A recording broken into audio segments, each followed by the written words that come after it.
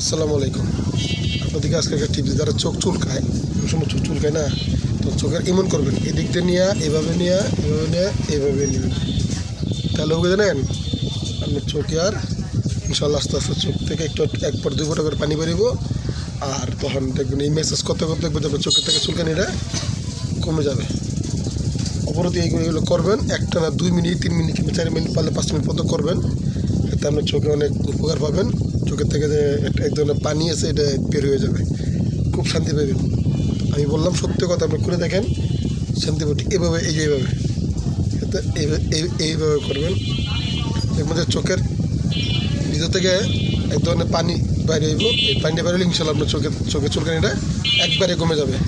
আপনি এটা আপনার ট্রাই করে দেখেন। আর যদি ভিডিওটা ভালো লাগে অবশ্যই আমার ইউটিউব চ্যানেলটাকে সাবস্ক্রাইব করে দেবেন, বেল আইকনটাকে পাশে থাকবেন। বেল আইকন ভালো থাকবেন।